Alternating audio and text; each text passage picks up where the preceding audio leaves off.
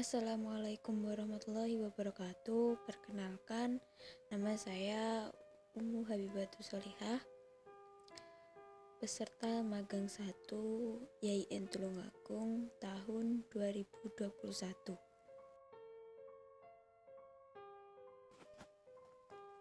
Nah, kita akan belajar tentang klasifikasi materi dan perubahannya. Pada bab 3 ini, kamu akan belajar tentang klasifikasi materi.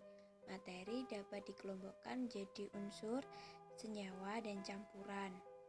Pada bab 3 ini, kamu juga akan belajar tentang pemisahan campuran, karakteristik zat, serta perubahannya.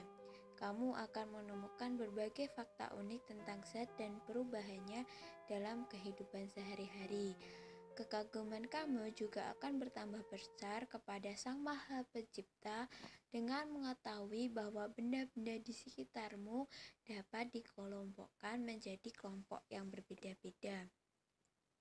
Benda-benda tersebut juga mengalami perubahan yang khas sesuai karakteristik benda-benda tersebut.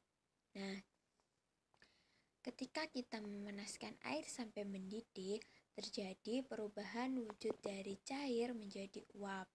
Dapur adalah salah satu tempat menarik untuk mengamati perubahan zat dan bagaimana memisahkan berbagai macam campuran. Di dapur terdapat beberapa senyawa kimia seperti gula, garam, asam cuka, minyak goreng, sayuran, dan buah-buahan serta beberapa jamu masak. Beberapa senyawa kimia tersebut juga digunakan untuk memasak, akan saling bercampur dan mengalami perubahan komposisi materi dan membentuk senyawa baru. Bahan-bahan tersebut memiliki klasifikasi yang berbeda. Ada yang merupakan zat tunggal, unsur dan senyawa, dan ada juga yang merupakan campuran. Ayo kita pelajari, ada unsur, senyawa, campuran, karakteristik zat, perubahan fisika, perubahan kimia, dan pemisahan campuran. Mengapa penting? Yaitu untuk mengetahui dan menjelaskan tentang klasifikasi materi dan juga perubahannya. Nah, selanjutnya kita akan belajar tentang materi. Apa itu materi? Materi adalah sesuatu yang mempunyai massa dan dapat menempati sebuah ruang. Materi berdasarkan wujudnya dapat dikelompokkan menjadi zat padat, cair, dan gas. Alam semesta terdiri atas planet-planet, contohnya bumi. Di bumi terdapat gunung, udara, laut, dan begitu banyak hal lain. Segala sesuatu yang berada di bumi tersusun atas materi yang terdiri atas unsur seperti air, udara, tanah, dan api. Itulah gambaran keragaman materi. Nah, tadi kan sudah disinggung tentang sifat zat, cair, dan padat. Saya akan menjelaskan ciri-ciri dari sifat zat, cair, padat, dan gas. Yang pertama ada cair. Cair itu memiliki volume tertentu tetapi tidak mempunyai bentuk yang tetap bergantung pada media yang digunakan. Nah, jarak antar partikel zat cair itu lebih renggang. Partikel-partikel zat cair terjadi partikel-partikel zat cair itu dapat bergerak dengan bebas namun terbatas. Selanjutnya ada zat padat. Zat padat itu mempunyai bentuk dan volume tertentu. Jarak antar partikel zat padat itu sangat rapat. Partikel-partikel zat padat tidak dapat bergerak bebas. Nah, ada gas. Gas itu tidak mempunyai volume dan bentuk yang tertentu seperti udara yang kita hirup sekarang. Jarak partikel gas sangat renggang, jadi sangat ringan sekali. Partikel-partikel gas dapat bergerak sangat bebas. Nah, materi kita pada hari ini, materinya yaitu zat tunggal dan campuran. Ada unsur, senyawa, sedangkan campuran itu ada heterogen dan homogen. Unsur Unsur merupakan zat tunggal, tidak dapat diuraikan lagi menjadi zat yang lebih sederhana dengan proses kimia biasa.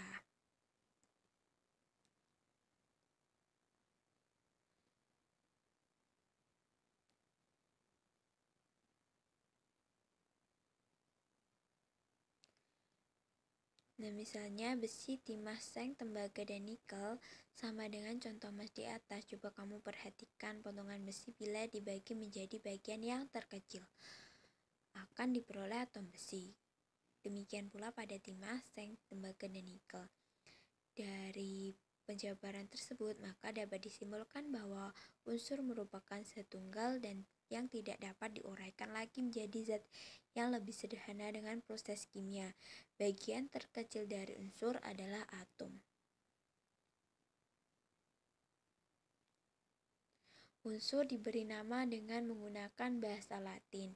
Berdasarkan penemu pertamanya atau tempat ditemukannya unsur tersebut, ahli-ahli kimia tidak membedakan penamaan unsur alamiah yang terdapat di alam ataupun unsur buatan.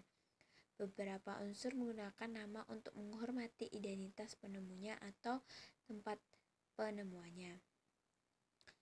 Simbol unsur dibuat untuk memudahkan dalam penulisan nama unsur, yaitu dengan cara menyingkatnya. Simbol unsur yang saat ini digunakan secara internasional adalah simbol unsur yang diusulkan oleh John Jacob Berzelius. Nah, cara pemberian lambang unsur-unsur menurut Berzelius adalah sebagai berikut, yaitu setiap unsur dilambangkan dengan satu huruf, yaitu huruf awal dan nama latinnya. Nah, selanjutnya huruf awal ditulis dengan huruf kapital atau huruf besar. Untuk unsur yang memiliki huruf awal sama, diberikan satu huruf kecil dari nama unsur tersebut. Misalnya karbon, nama latinnya karbon dilambangkan dengan C. Kalsium, nama latinnya calcium menggunakan C ya, dilambangkan dengan Ca.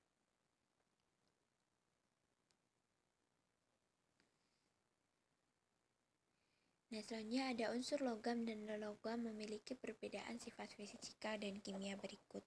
Kalau unsur logam itu bersifat padat pada suhu kamar, kecuali raksa, dapat ditempatkan dan dapat direnggankan, konduktor listrik dan panas. Lainnya ada non-logam, ada yang berwujud pada cair dan gas, bersifat rapuh, tidak dapat ditempa, non-konduktor kecuali grafit.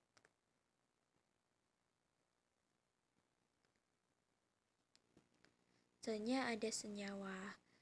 Senyawa pada zat merupakan zat tunggal murni atau murni yang dapat diuraikan menjadi dua atau lebih zat yang lebih sederhana dengan proses kimia biasa. Misalnya air yang memiliki rumus H2O dapat diuraikan menjadi unsur hidrogen dan unsur oksigen.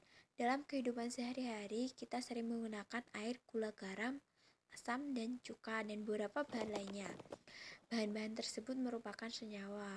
Kamu telah mengetahui bahwa bagian terkecil dari sebuah unsur adalah atom. Dua atau lebih atom dapat bergabung melalui reaksi kimia dan membentuk molekul. Molekul merupakan bagian terkecil dari suatu senyawa.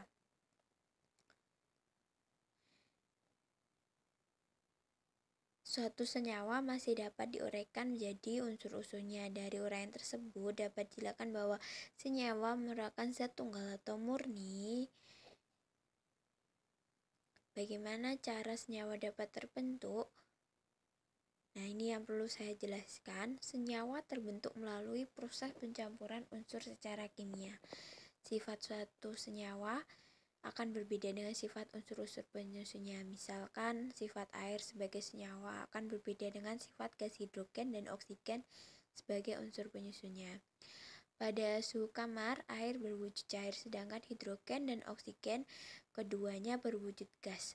Air dapat digunakan untuk memadamkan api sedangkan gas hidrogen merupakan zat mudah terbakar dan gas oksigen merupakan zat yang diperlukan dalam pembakaran.